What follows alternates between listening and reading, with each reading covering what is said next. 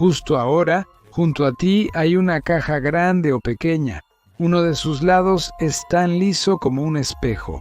Y mientras ves este video, esa caja te está mostrando una imagen.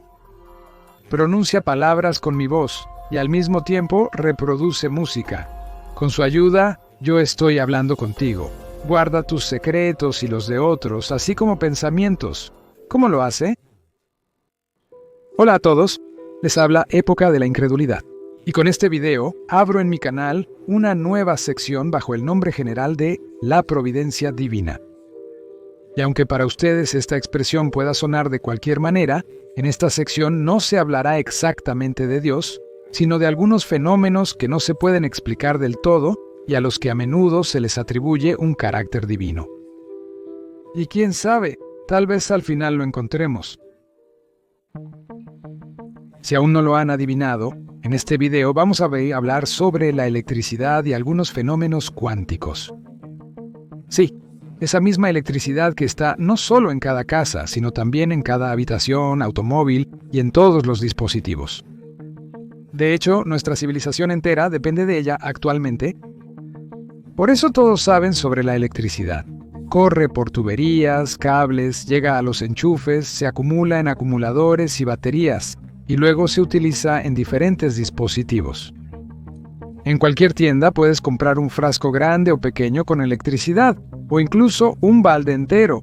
Si de repente se te acaba la electricidad, puedes llenarlo en el pozo más cercano. Algunos colocan recolectores de electricidad directamente en los techos de las casas o de los automóviles. Ningún problema. Cada estudiante sabe que en el enchufe hay 220 voltios de corriente alterna.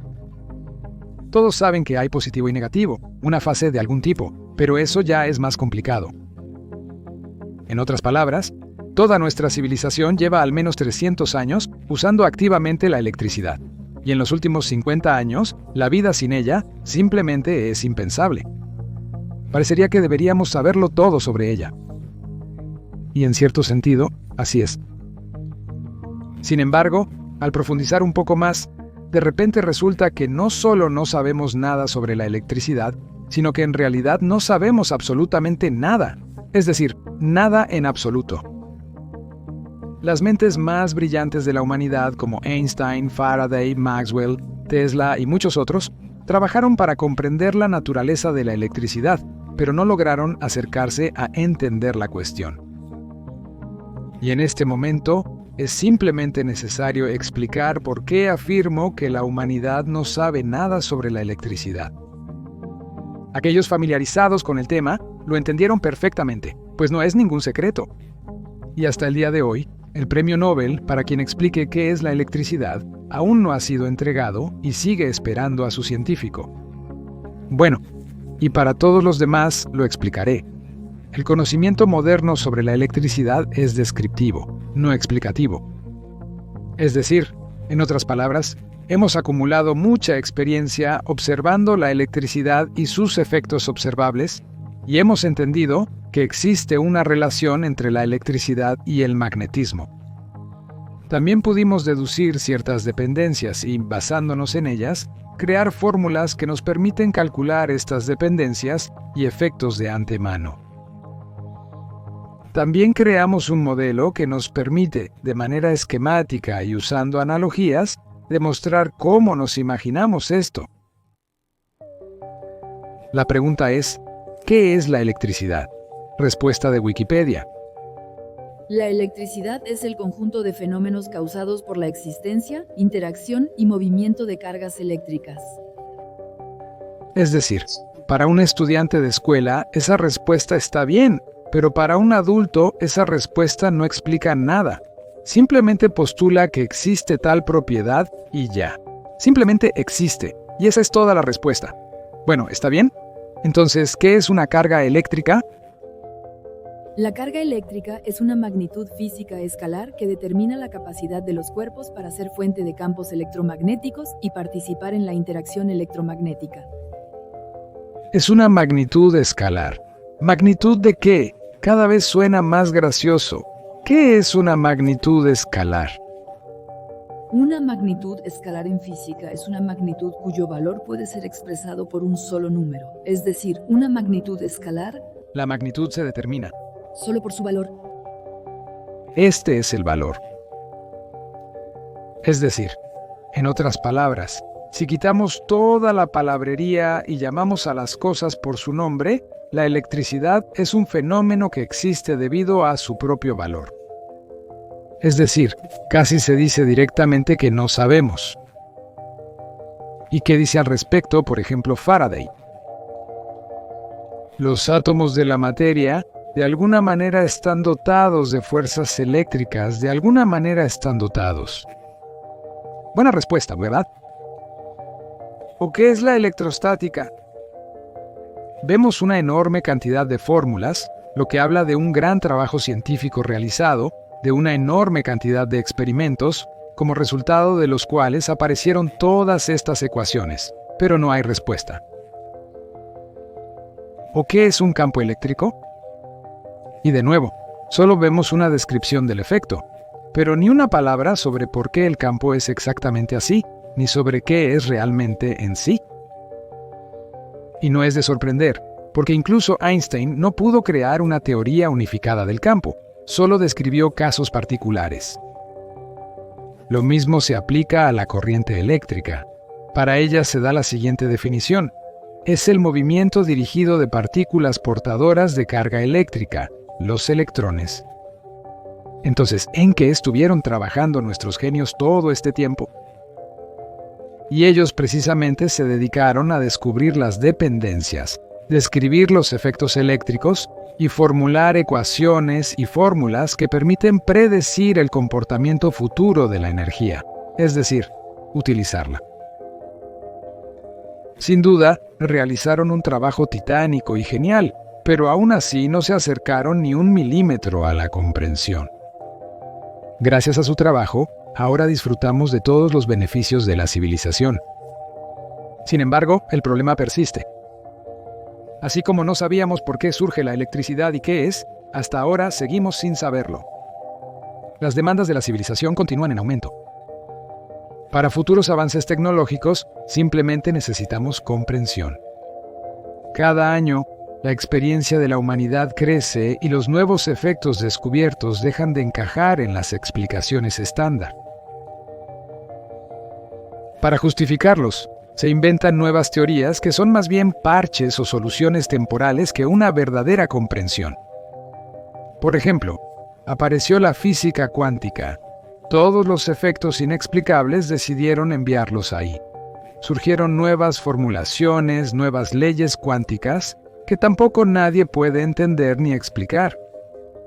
Si decimos que nadie puede, significa que realmente nadie puede. Ni siquiera los propios físicos. Ni los físicos admiten que no entienden la mecánica cuántica. En esencia, la física cuántica es como un bote de basura donde se echa todo lo inexplicable.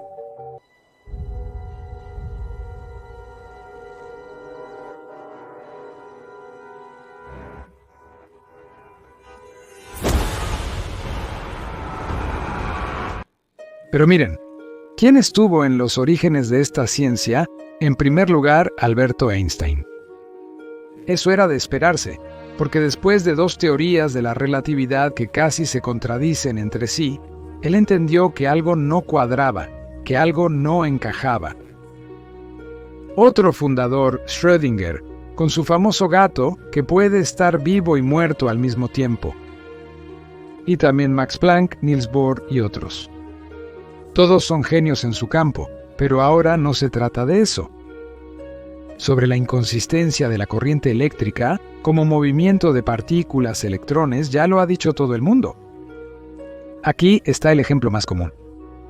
La física nos dice que los electrones se mueven de un átomo a otro, pero la química afirma que los enlaces atómicos son indestructibles. Y para arrancar un electrón de su órbita, se necesita simplemente una cantidad gigantesca de energía y procesos termonucleares. Y aquí, con toda seriedad, nos cuentan sobre iones y cationes, átomos a los que les faltan electrones o que tienen electrones de más. ¿De dónde vienen y cómo se mantienen en el átomo? Nadie lo sabe, porque el átomo, por definición, es eléctricamente neutro. La cantidad de protones con carga positiva se compensa exactamente con la misma cantidad de electrones con carga negativa. Es decir, para retener partículas adicionales simplemente no debería haber carga. Sí, de hecho, el propio concepto de energía no se explica exactamente. Solo se dice que es una cierta magnitud escalar. ¿Magnitud de qué? Por cierto, el propio concepto de iones y cationes fue introducido por Faraday. Es decir, ya en ese entonces estaba claro que el modelo físico del proceso no soportaba la crítica. Sin embargo, con la ayuda de parches y muletas como la física cuántica y la introducción de partículas adicionales, se logró de alguna manera armar un modelo más o menos funcional. Pero con cada año, la cantidad requerida de ellas sigue aumentando. Los científicos inventan cada vez más parches nuevos: bosones, partículas de Higgs, nucleones, bariones, mesones, hadrones, quarks, leptones, fotones, gluones y nuestros favoritos, los gravitones. Cada nuevo avance obliga a nuestro Frankenstein a cubrirse de más y más parches. Recuerden el famoso experimento que puso a los científicos en un callejón sin salida: disparar electrones individuales a un objetivo frente al cual se coloca un obstáculo con 2 rendijas. En este caso, un solo electrón pasa a través de ambas rendijas al mismo tiempo, mostrando todas las características de una onda y dejando en el objetivo una huella en forma de interferencia. El momento interesante de este experimento es el llamado observador. Supuestamente, cuando hay un observador presente, los electrones dejan de comportarse como ondas y de inmediato se convierten en partículas. Es como magia. La interferencia desaparece. Este momento fascina tanto a los oyentes que dejan de hacerse preguntas críticas y de inmediato quieren creer en un milagro. Pero a mí me surgen 3 preguntas de inmediato. 1. ¿Pero por qué? ¿De dónde sacaron que en este experimento el cañón dispara precisamente electrones individuales? ¿Acaso tiene algún tipo de cargador especial con balas en forma de electrones individuales? ¿De dónde lo sacaron? Segunda pregunta: ¿cómo lograron separar un electrón de un átomo sin una reacción nuclear? ¿Y por qué están tan seguros de que el electrón vuela solo y exactamente hacia donde lo dispararon? Tercera pregunta: ¿cómo exactamente se detecta el paso del electrón? O sea, ¿cómo funciona ese observador? Porque son objetos tan pequeños y rápidos que físicamente no podemos verlos de ninguna manera. En este nivel, incluso un solo fotón de luz se convierte en un objeto masivo que, para registrar el evento, simplemente tiene que chocar con el electrón y así cambiar sus propiedades. Por ejemplo, la velocidad, la dirección o, Dios no lo quiera, claro, la masa o la carga. Todas estas preguntas sencillas de inmediato, ¿qué destruye el halo místico del experimento con el observador? Pero todo sacrificado por el gran objetivo. Bueno, está bien, volveremos a eso más adelante, pero por ahora veamos qué nos dicen sobre la temperatura y la superconductividad. ¿Qué es la temperatura? En la escuela enseñan que la temperatura es el movimiento de los átomos. Mientras más rápido se mueven, mayor es la temperatura. El átomo en sí mismo no tiene temperatura, solo se mueve a cierta velocidad. De acuerdo. Verifiquemos con la enciclopedia. La temperatura es una magnitud física que caracteriza un sistema termodinámico y expresa cuantitativamente la noción intuitiva de diferentes grados de calentamiento de los cuerpos. Y de nuevo nos encontramos con una descripción no tanto del fenómeno en sí, sino de sus efectos. Sin embargo, después de una breve búsqueda, entendemos que la temperatura está de alguna manera relacionada con la cantidad de energía que posee una partícula. En resumen, a mayor energía, mayor velocidad y temperatura; a menor energía, menor temperatura y velocidad. Por lo tanto, debemos descubrir qué es la energía. Y aquí volvemos de nuevo al principio. La energía es una magnitud física escalar que es una medida única de las diferentes formas de movimiento e interacción de la materia, así como una medida de la transformación del movimiento de la materia de unas formas a otras.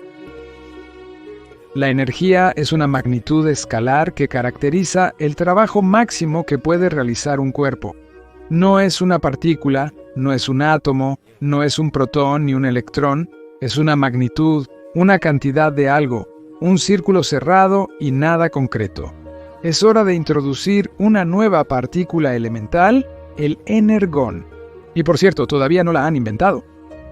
De acuerdo, aceptemos las cosas como son y tratemos de entender el fenómeno de la superconductividad. Surge cuando la sustancia alcanza temperaturas mínimas, cercanas al cero absoluto, es decir, menos 273 grados centígrados aproximadamente. Como resultado, la sustancia pierde toda resistencia eléctrica e incluso su propio campo magnético.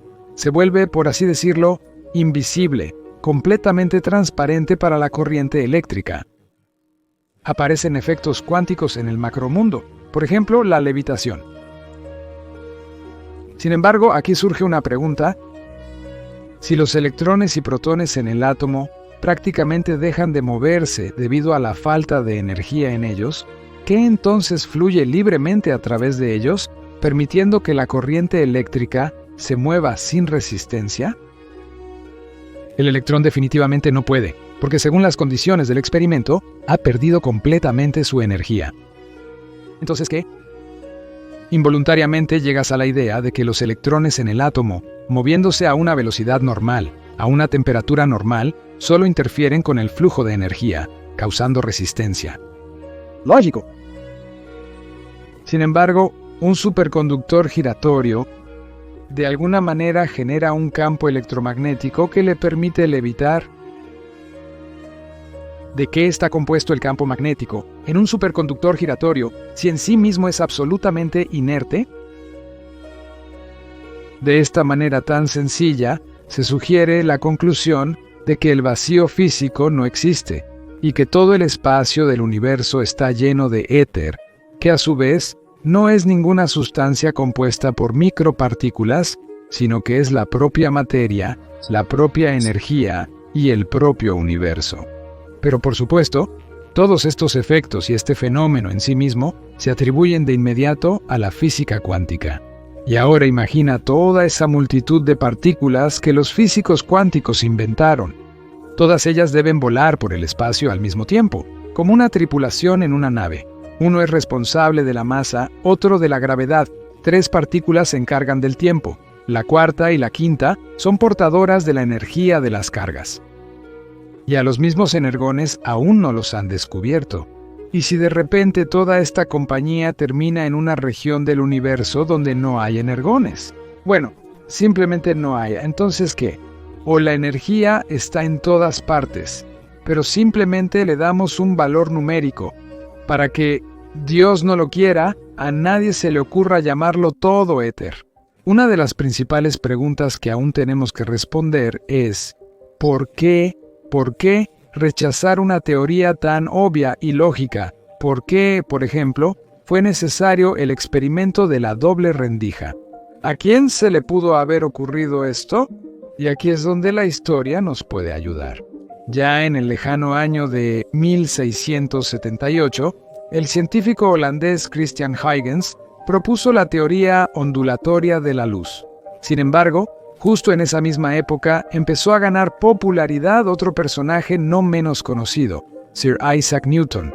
Sus primeros conocimientos sobre óptica, Sir, los obtuvo precisamente de Christian Huygens. Y después de su muerte, creó su propia teoría corpuscular, que decía que todo el mundo está compuesto de partículas indivisibles, corpúsculos o átomos. Europa estaba en medio de la guerra de la Liga de Augsburgo en ese periodo. Todo el mundo se dividió en grandes pedazos. 100 años después, en 1803, aparece Thomas Young, quien no estuvo de acuerdo con Newton y desarrolló la teoría ondulatoria de Huygens. Él fue quien inventó y demostró por primera vez el famoso experimento de la doble rendija, precisamente para probar la base ondulatoria del universo. Como una coincidencia, igual que hace 100 años, el mundo está desgarrado por conflictos. En Europa, las guerras napoleónicas, en América, la guerra civil, Australia también está en guerra. Y aquí, por cierto, hay otro dato curioso. Fue precisamente él, además de todo lo demás, Thomas Young, quien inventó y utilizó por primera vez el término lenguas indoeuropeas. Pero eso no es todo. Fue precisamente él, y no Champollion, quien es el verdadero descifrador de las inscripciones egipcias. Fue él quien trabajó con la piedra de Rosetta y luego transmitió sus conocimientos al joven de 23 años, Champollion, quien después los utilizó descaradamente y así se adjudicó la autoría. Pero nos hemos desviado del tema. Así, como resultado de su trabajo sobre la teoría ondulatoria, Young reconoció lo evidente e intentó popularizar el éter como una especie de fundamento primordial del universo. Y como este experimento de la doble rendija destrozaba la teoría corpuscular, los partidarios de Newton tuvieron que usarlo precisamente para demostrar lo contrario. Sí, exactamente para eso. Prácticamente cada uno de estos experimentos durante los últimos 200 años tenía solo un objetivo: no observar el paso de los electrones, como podrías pensar, sino demostrar la teoría corpuscular y refutar la estructura ondulatoria del universo. Y precisamente para eso se inventaron los parches y muletas como los fotones, meones, quarks, gluones, bosones y demás cosas raras, especialmente de la física cuántica. En ciertos momentos de la historia, en esta disputa, participaron casi todos los físicos y químicos famosos, incluyendo a Mendeleev, quien intentó reconciliar a las partes proponiendo una solución salomónica, el éter como un elemento cero, una partícula cero. Sin embargo, los partidarios de Newton resultaron ser irreconciliables, y esa versión de la tabla de Mendeleev no se publicó. De esta manera, nosotros observamos claramente una especie de oposición antinatural entre los dos. Llamemos las escuelas de física. Se da la impresión de que no les preocupaba la verdadera naturaleza de las cosas, sino algo más. No está hablando de una conspiración. De hecho, Toy, parece que no existe la teoría conspirativa usual. Por las señales, todo es mucho más serio. ¿Quieren ver a los arquitectos de la historia? Aquí están. Algún día, señor, usted pondrá un impuesto a la electricidad. Respuesta al señor Gladstone, canciller del Tesoro del Reino Unido, sobre la pregunta acerca del uso práctico de la electricidad. 1850. Se puede engañar a una persona para siempre. Se puede engañar a todos una o dos veces, pero no se puede engañar a todos para siempre. La gente tarde o temprano se da cuenta de que la están engañando. Aparecen teorías alternativas que explican todo de manera mucho más simple y comprensible. Lo que empecé a mencionar en este video, obviamente no solo me pasa a mí. Y hace ya bastante tiempo conté sobre Huygens y Jung, sobre su lucha contra la comprensión newtoniana del mundo. Pero aún hoy surgen científicos alternativos. Nuestras versiones son un poco diferentes, pero en general son muy parecidas, porque vivimos en el mismo mundo. Uno de esos investigadores fue Vadim Lovchikov. El 27 de enero de 2021, en su propio cumpleaños, por razones desconocidas, él nos dejó. Que en paz descanse un hombre capaz de hacer preguntas sencillas. Amigos, todos podemos equivocarnos. Y si ven un error en mi lógica, no duden en dejar un comentario enojado debajo del video, de manera clara, correcta y sin titubear. Continuará, subtítulos continuarán.